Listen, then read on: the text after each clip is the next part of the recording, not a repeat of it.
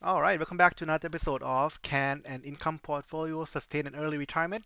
For those of you who joined for the first time, this is a series where I and my wife attempt to early retire off an income-focused portfolio, using cover call strategy and try to live off the distribution. Um, so basically, the reason I started this series is because I see a lot of content around income portfolio, income, but then a lot of them are basically focus on accumulation phase, where you're basically putting money in, everything's being reinvested into it, but I don't see a lot of content around people actually withdraw from it and try to live off of it. So I thought that, at the time I try to look for the data piece of people withdrawing. So I thought that I can't find any, so I thought I'll be one to start it for the future, for in case anyone who look for this kind of data, they can use this as a reference or not. Again, I'm just another guy who attempt to try to live off this strategy. I'm not an expert or anything, so take it with a grain of salt. And then, of course, not financial advice. Everyone's saying it, so I'm assuming I should say it too. Without further ado, let's get right into it. Okay. So usually I post on Reddit and Blossom a week before, then I do a video form to kind of recap everything right after. So this is a snapshot from about a week ago. This is mainly the main portfolio. So how it works is that I have a main portfolio is what I live off, and then with doing all the investing, all the buy and sell, and then I compare it with the popular ticker like VFV, XEQT, HYLD, and QQC, and then all of them are going through the same withdrawal amount every month, and I track to see of how each portfolio has performed. Again, I'm not trying to see which ticker outperform which one. I'm trying to see which strategy hold up the best during the drawdown period. Okay, so at the time of recording, things were going bad, but it wasn't escalating to this point. So our portfolio was actually doing okay. We had 10,000, like a 1,090,000. Um, what it looks like today is basically 10,046,000. Oh, sorry, 1,046,000. Actually, definitely have dropped quite a bit from there. Um, the main part, so how I divide the portfolio here is the main core holding, which is basically a part where I gonna let it reinvest and grow for the future usage. I do have margin account, which is going to be a little bit more actively trading, which is honestly not that active. More like if I see anything that I see opportunity, I might use the margin to buy them or sell them or whichever. I do sell some option cover call, slightly more active in this account. And then lastly, I do have my living expense portion. So basically everything from this portion is being withdrawn out. Last month I withdrew about 4,000, but I actually withdrew a little bit more last month because basically Wealthsimple started a new function where you can actually sell put option on the platform now. Back then you can only sell cover call, but now they added this function, so I tried to play around with it a little bit.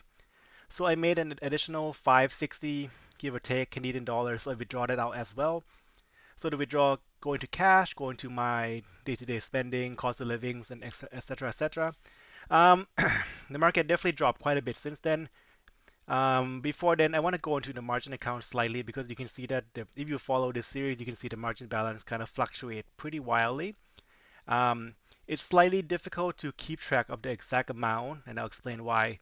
So I have a snapshot of my portfolio. Let me try to see, make sure that it doesn't block everything here. How do I move myself? Hold on. So basically, this is my margin account portfolio, like everything here, what you see on that portion. However, I do have some option that a little bit hard to track. Like let's say like I sell some leaps on Amazon and also bought some long call leaps on Amazon. This one's a little hard to track because you can't really use Google formula to kind of track the price and then make it kind of tricky to update every time. So I opt to just ignore it, and then I just basically adjust the margin part over here to make sure that things are more or less, kind of match up with the total account.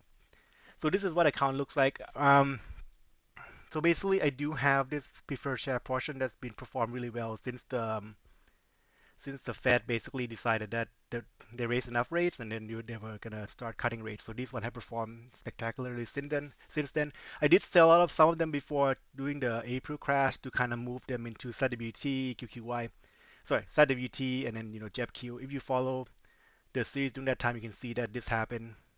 I try to keep update month to month. But yeah, basically the option contract here is going to be a little tricky. Of course, right now they're in green, but Since then, market has kind of tanked a little bit, so a lot of them are in the red now. But these are mainly for a longer term play, so I'm not too worried. HYLD, of course, is a little bit more volatile, so but then it's quite a small part of the portfolio, so I'm not going to worry too much about them. Okay, so let's go back to this. Okay, so that's the main portfolio. In April so far, I have, sorry, ever since the recording of the withdrawal, I do sell a little bit more option premiums. So I kind of gonna leave it on the side over here too, so I can track the withdrawal later on. Anyways, let's go to the next portfolio, the VFV portfolio. This one, I know I said it every time, but then in the beginning of the series, I really thought that this one was gonna be the top performer. So my assumption would be that QQC VFV is going to be, the best performing because US tend to outperform a lot of market in the long run. Of course, during the past couple of years, US hasn't been doing as well. Canada actually outperformed them by quite a bit. That's why XEQT has really gained all the popularity. So VFV actually the worst performing right now. So far, it has dropped down to 969,000. Okay, let's go to HYLD. HYLD is basically an all-in-one cover call US based. This one I actually thought it was going to be the worst performing, but it's actually outperforming VFV by quite a decent amount, though the gap is slowly closing. Partially it's because, margin helps you on the way up, but also is your enemy on the way down, right? So you go up more, but you also go down more. HYLD do have 25% margin, so that's going to play a part in the dropping of closing the gap between HYLD and VFV a little bit. Though it's still outperforming VFV, which is good to see. This one is actually definitely a dark horse for me because I didn't expect it to do this well as it did. Next is the port. Basically, everyone's favorite is XEQT.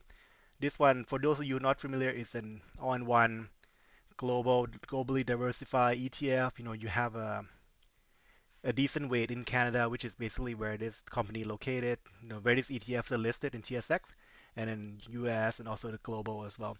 So our portfolio right now is beating XEQT by a small margin, and you might consider this a win, but I have to point out that if we actually perform about the same as XEQT, it's actually a loss for us. And let me explain why. Because how we look at it is not just the return, right? It's about basically the risk and volatility that goes into it as well. XQT has proven to have very little volatility. When market drop, it doesn't drop as much. When market go up, sometimes it doesn't go up as much. So in terms of risk-adjusted return, XQT actually performed really well. So you're basically taking a lot less risk to get the same return as my own portfolio, which is taking a lot more risk just to get the same return.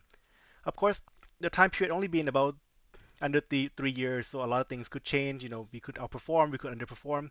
But as it stands right now, XQT actually beat my personal portfolio by quite a lot. I just want to be very honest about it.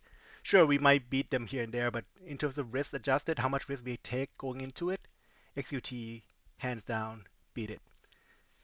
Okay, and next is QQC. This one is I added in a little bit recently, and I basically have to retro back all the information. QQC is basically like it's index where it's very tech focused, and with tech it's also come with higher growth. It's actually doing quite well.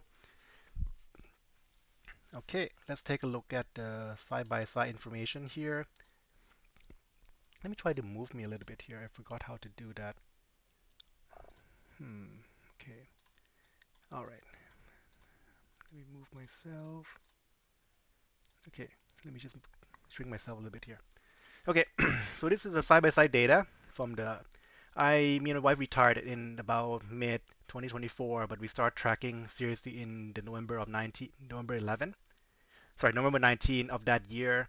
So that's why the data started then. I think the portfolio beginning started about 860, 870,000. I had the original post in Reddit. If you're interested, you can go look for it there. So as you can see, the market really rise up after the Liberation Day, peaking out around October, November, which is kind of in line with everything that's going on in the indexes. Um, you can see here XQT actually has a lowest volatility. What I mean is that during the downturn it dropped a lot less. Of course, it grow a lot less as well. But then in the end, like it depends on what you're looking for. Right? If you're looking for stability, XQT has proven time and time again to be quite a solid ETF. So right now everything's dropping. Us and XQTs are basically neck and neck over here. HYLD actually beat VOV by quite a bit, but now the gap is slowly closing down. So I have a little bit section over here how much I have withdrawn in 2025 and also 2026. And then I try to keep a note of whatever happened here. I put a note here that I took out extra 560 from put selling function feature in Wealthsimple. So I'm probably going to be doing that here as well. So as you can see that one of our goal from beginning of the year is that we try to build up the cash reserve. Um, we are working on it, still a little struggling. There's a lot of expenses that happen in the past month. For those of you who follow the series, you know that I'm experienced some health issue in the family, so our plan got derailed a little bit. Originally, we were planning to be in Asia 6 months out of the year, just to live in Canada 6 months, live in Thailand 6 months. But I think nice things about having the financial freedom is that you have the ability to pivot and do what you need to do. My family needs me. I can be there whenever they need me, and then I can be readily available. Because with how if you read the post, you probably know that my mom has cancer. So to be able to be there when she needs, to be able to support her whenever she needs, and don't have to worry about okay, I can't take all this time off, all the I'm gonna need all the money. It's definitely take a lot of stress out of my mind, and it really helpful. Like, I'm not saying that you have to have millions of dollars to be able to do this. Like a lot of time, if you have the stability enough to do this, it's already good. Okay, where were we? So some of the questions you guys have asked me on Reddit, I'm just gonna go through them a little bit. I think last time someone asked me how do I feel during the April drop, and do I feel stressed right now that markets are dropping? To be honest, I wouldn't call it stress. I feel like it's more like, darn, if I have a job right now, I can put in so much more money in the market kind of feeling. So I wasn't really stressful. But again, if I were to do that, then I can spend time with my mom and my family. So it's a give and take, right? Okay, and I think someone posed a question here. Thanks for sharing. How are you finding JEPQ so far? So I quite like JEPQ. JEPQ is sure. If you look at the Canadian ticker, it has only a short track record. But if you look at the US ticker, it actually have a longer track record. I like it because it has a decent track record. Sure, like 5 years is not long at all, but in income field, you can't really be too picky because if you're looking for something over 10 years, it's only like two ticker that actually have those kind of track record, right? So there's not a lot of option there. But JetQ have proven to be doing okay, and I like that it doesn't tie itself to such a high payout. How JetQ works is that they pay, their payments it a little fluctuate. It's good that they don't overpay, but also bad that you can't really plan your expense accordingly. Because if you JetQ this month actually pay quite a lot less than usual, right? Usually they pay about 0.25. Now this month I think they only pay like 0.19. It's just trying to remember on top of my head. I could be wrong on the number here. But the nice thing is that it doesn't tie themselves to a standard that they can't keep up in the long run. If they make less on cover call, they'll pay you less, which I do like that. And also the fee is also one of the cheapest in the market. So all in all, nothing's perfect. One gonna have better than something here, one better something there. But overall, I like it. Okay. So I think Shaw MJ, thank you so much for reading. I think he's been reading and following this post for quite a while. So I think his question is that the NAV erosion of that's happening in a lot of the ETF right now. I think we have to understand that a lot of these are also tied to the underlying, and everything's kind of dropping right now. So you have to expect the price to drop. And then during this time, if the funds are tie itself to a high payout, it's definitely going to be tougher because it's really hard to keep up those payout and then try to recover the price later on.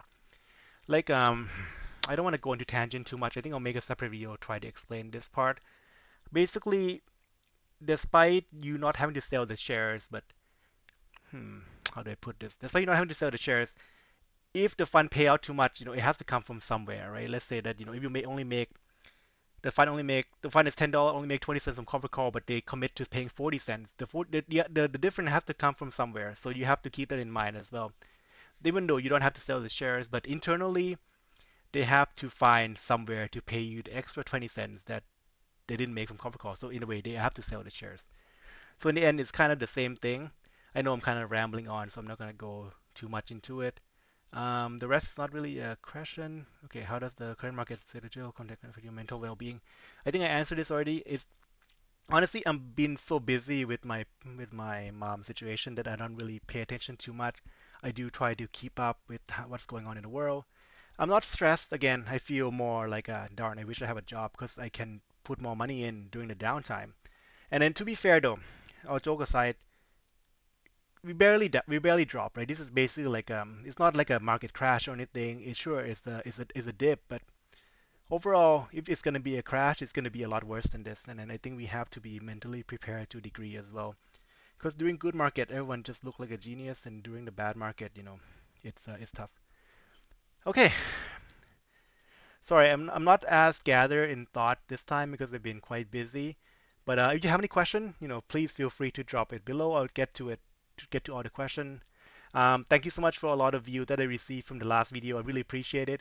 If you enjoy the series, please hit the like button, subscribe, and then if you have any suggestion for the future video, please let me know. And yeah, thank you so much for watching. I'll see you next time.